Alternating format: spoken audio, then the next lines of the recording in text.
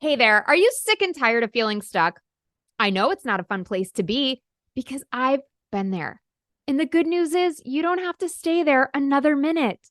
There's a way out, and I'm going to give it to you. You can get back in the driver's seat of life, stop all the self sabotage, and get the clarity you need to move forward with ease. Does that sound like something that you need? If it does, I want you to run over to my website, virtually, obviously. Go to KarenFreeland.com/six hyphen secrets. Again, that's KarenFreeland.com/six hyphen secrets and get my 6 secrets to get unstuck. It's totally free and it will get you one step closer to living a life you love. Welcome to Rock Your Reinvention, the show for high-achieving career women who refuse to settle for mediocrity and aren't afraid to take bold action. This is a place where you can authentically show up, where every dream and goal can be validated and achieved. Hi, I'm your host, Karen Freeland, a certified life reinvention coach, speaker, and award-winning author. I'm here to give you the tips, tools, and strategies to help you shift your mindset, build your confidence, and take meaningful actions so you can rock your reinvention. Ready to go from stuck to thriving? Let's go. Okay, ladies, we've got another important topic to cover today. 4 things you must do before leaving your 6-figure job. Now, why would you want to leave your 6-figure job? Plenty of reasons, okay? For some of you, you actually want to jump ship to another corporate gig, maybe something that pays you more or allows you to have more of a stamp on the business and have more authority and responsibilities. For some of you, you actually want to move into more of a nonprofit realm, doing something that's more aligned with your values and your passion. You want more impact. And for some of you, you're going to want to leave and take a sabbatical. Just have some time out, maybe recover from burnout, just enjoy life. You know, a lot of you are doing really well. You've made your money. You're like, I'm good. I just want to go hang out and enjoy life now. And then there's another portion of you that are going to want to go out and start a business. Again, maybe something that really excites you or is in line with your values, something you've been dreaming about for years, and you're going to finally make that leap and go start your own business. Now, some of you may be forced into this via layoffs. I know that's never a great place to be. So you, unfortunately, might have missed the before you're leaving your job part. This might have been foisted on you, but that's okay. You can still follow a modified version of this on a shortened scale. So there's really something for everyone here. Now, the first thing you're going to want to do, and this is not one of the 4 things that I'm going to give you, because this is just like the overarching thing that must be done. And that is to make your corporate exit strategy. Make your corporate exit plan. I mean, think about this. You're strategic in your everyday work, right? You're planning, you're executing, you're looking at the big picture, figuring out how to boil that down into the day-to-day activities. And then for some reason, when people go to leave their job, it seems like all the strategery goes out the window. And I know strategery isn't a word, but we got to have more fun in life and it makes me laugh. So I just like to say strategery. But we need to be just as strategic, if not more strategic, about our exit plan. Very, very important because there's a lot of things that can get overlooked that just lead to frustration and missed opportunities. So inside of your exit plan, there will be many things. And that is one of the guides that I have created for my one-on-one coaching clients is called Empowered Exit. And it takes you through from start to finish all the things that you need to do to work through your exit plan. But what I want to do today is just draw out 4 of those things that I want you to be thinking about now. So the first thing is to tap out your benefits and drain your accounts. And by drain your accounts, I mean like your flex spending accounts or your HSA accounts, like those things that are tied to the place of employment, okay?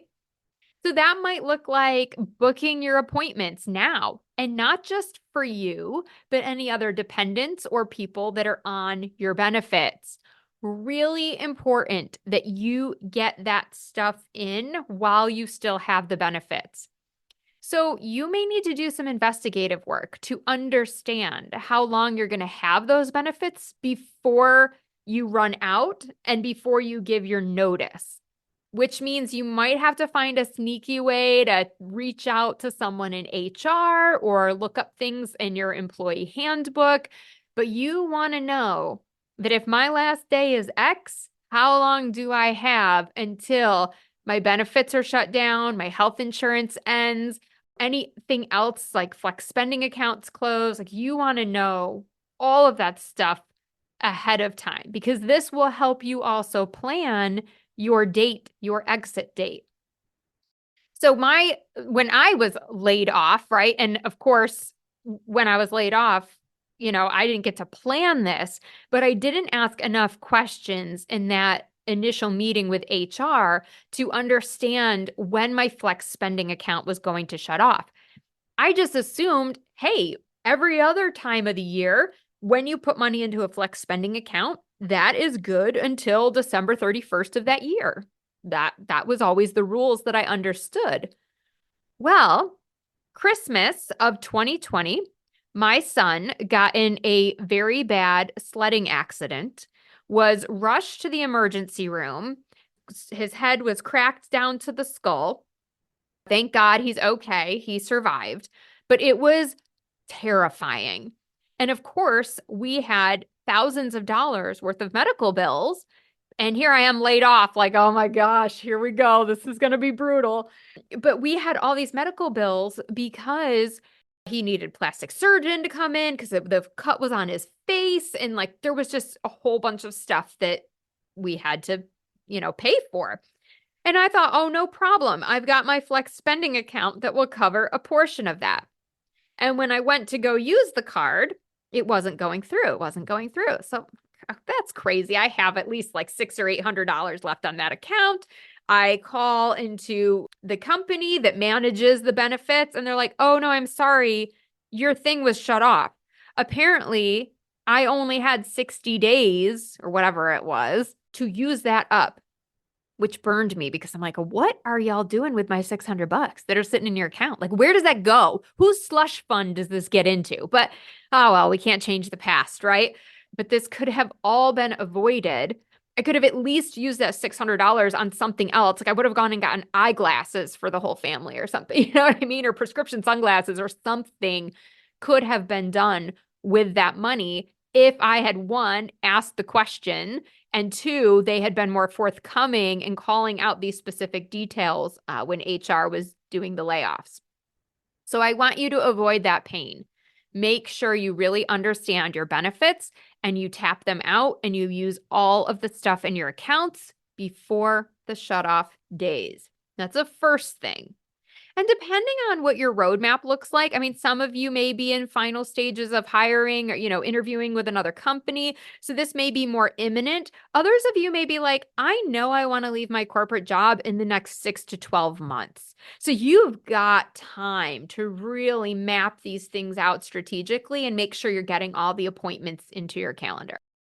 This kind of flows into the second thing. So after you've tapped out your benefits and you've drained all those accounts in your benefits, you want to start considering also your vacation and your PTO. And every company is going to be different.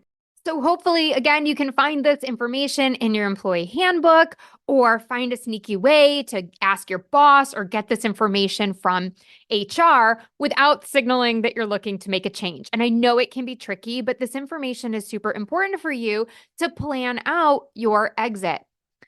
So you're going to want to figure out what you want to use up and or what you might want to get paid out for. So if your company does not pay out for PTO, you're going to want to make sure you exhaust that before you leave. Like, why would you give them your time and not get paid for it, right? Like, take that time. But I also want to encourage you not to overgame this system because it's not going to be worth your time and energy to get paid out for 2 or 3 days. Like, it's not worth fighting over that. I'm talking you've got like a significant chunk of time, then you really want to think about how you can use all that up. But if you're like, well, I'm going to accrue 8 more hours in 3 months from now, it's like, no, girl, just get out while the getting's good. Okay. Forget about those 8 hours. So I just want you to be careful because some of my clients, when we first start working together, they're trying to game all the things and it's not worth it. Because here's the thing, I had one client and we were planning her exit strategy and she was looking for maybe an April timeframe because she wanted to make sure she got her stock options. And I get it. That was a big chunk of change. Well, she ended up getting laid off before then. They did like a reduction in force. And so at the end of the day, it wasn't even her choice. She doesn't get the stock options because of the layoff and how everything went down and what they decided to include in the package. Because, they can make up the rules pretty much however they want. And now she doesn't get those stock options. But we could have had her out 4 months sooner. But because of this gaming, it was like, no, I just got to stay. I got to get this extra money. Got to get this extra money. Now, I'm not telling you not to stay for stock options, okay? But you have to look at this. You have to look at so many other things, your mental well-being, how much you can start to do on the side depending on where you want to go next. What could you be making at a different organization that is maybe more in line with your values? Like you might be staying for 50,000 in stock options when you can go somewhere else and make 100K more or start your own business and replace your corporate income pretty quickly. So it just depends on your goals, whether it's worth staying or not. And that's not something I can tell you on a podcast, right? That's why I do one-on-one coaching so that I can meet my client exactly where they are. But these are just things for you to start thinking about. So no, that's number 2. Make sure that you explore what you're going to do with your vacation and PTO. Number 3, meet with a financial planner. This is something that I recommend to almost all of my clients, but it is incredibly important if you are making a career move or exiting corporate completely. If you read my book, Grab Life by the Dreams, you know that I talk about my own experience with a financial planner. And woo, what a domino effect that one meeting, this like chain of events and change that it set off. Because in my head, I had a very different idea and picture of what it meant to create wealth, to be wealthy, to have money, to have done a good job managing your money, to be successful. And for some reason, my brain was not connecting my actual situation with this like dream that I had basically concocted in my head about what it looks like to be successful.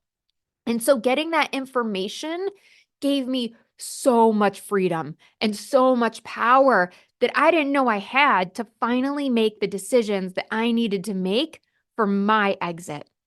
So if you have not talked to a financial planner, you need to start doing your homework and finding one.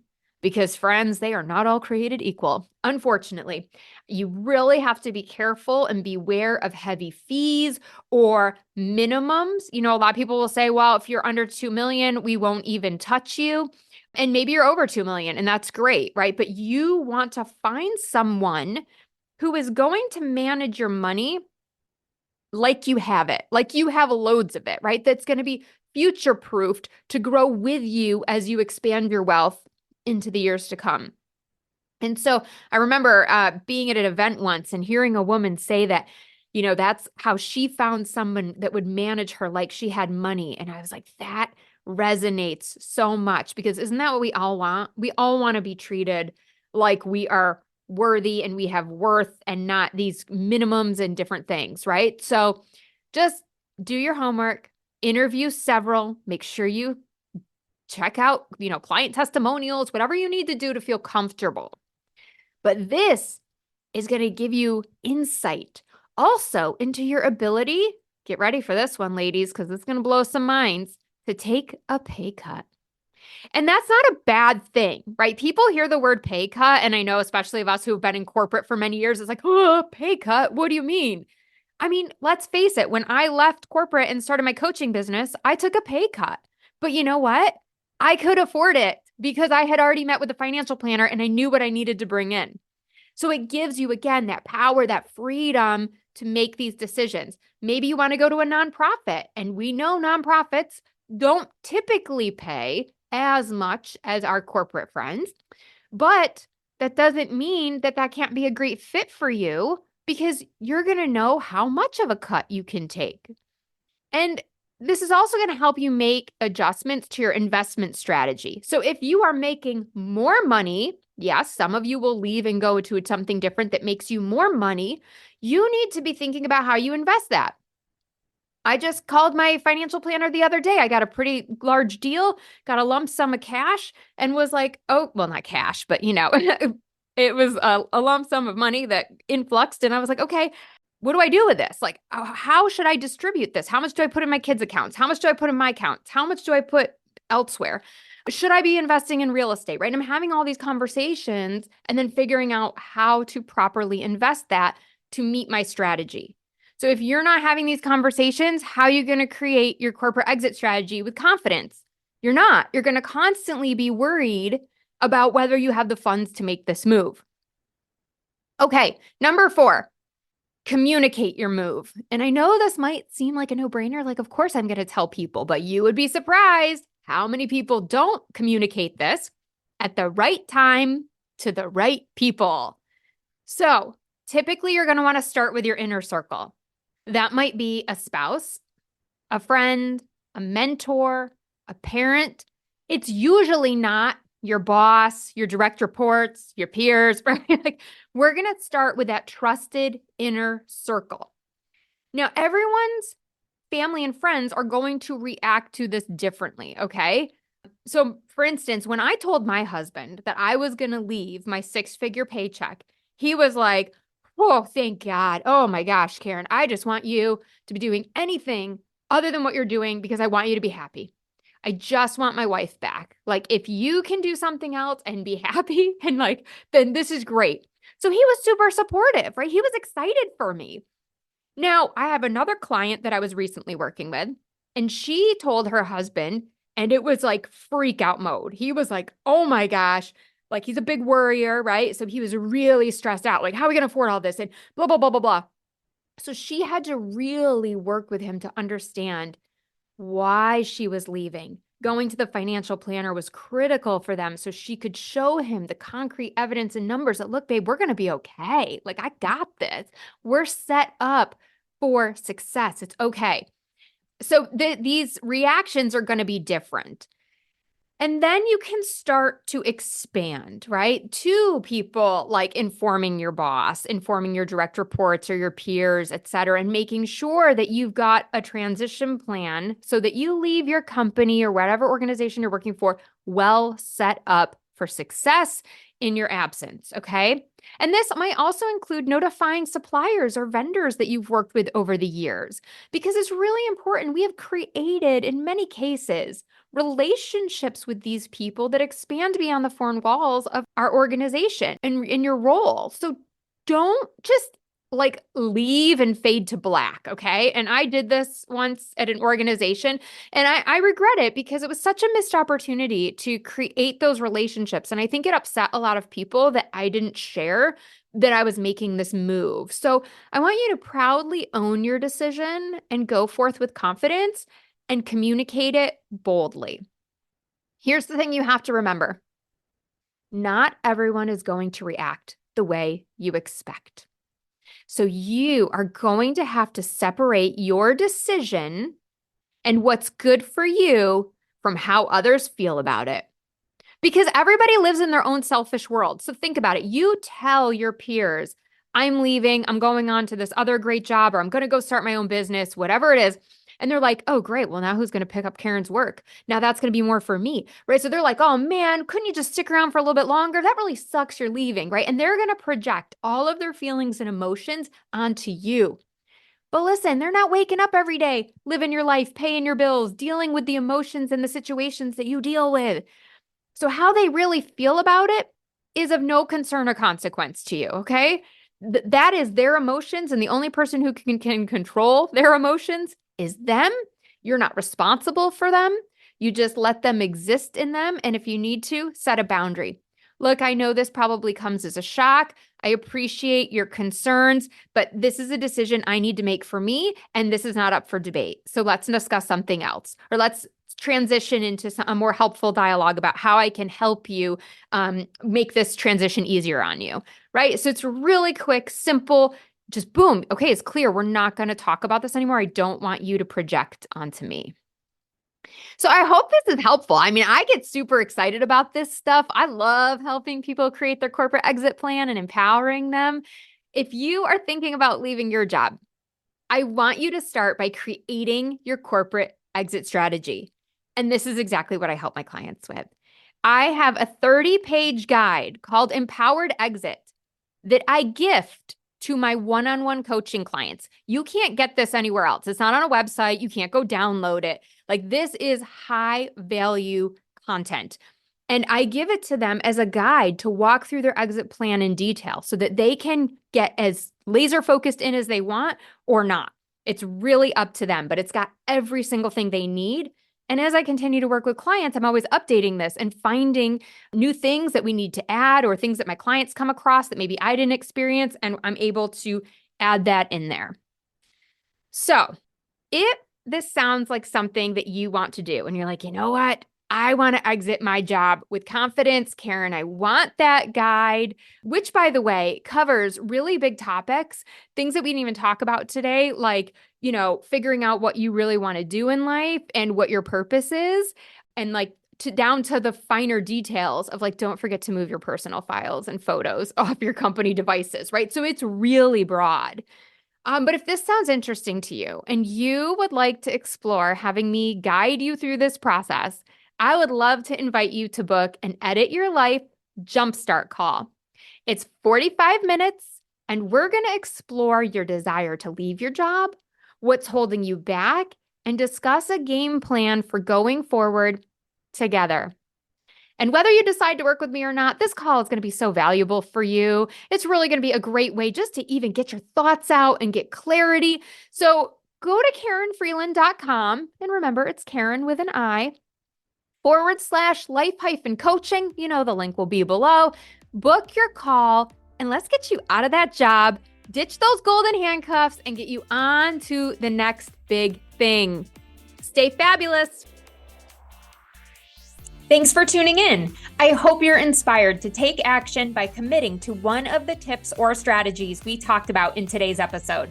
And if you want accountability and support, I've got your back. Join my private Facebook group, Successful Working Women Rocking Reinvention, today. You'll find a community of like-minded women waiting to support you, exclusive content, and helpful resources to ensure you succeed. Lastly, if you loved this episode, do me a favor and be sure to leave a review. Together, we can encourage more women to live their purpose. See you next time.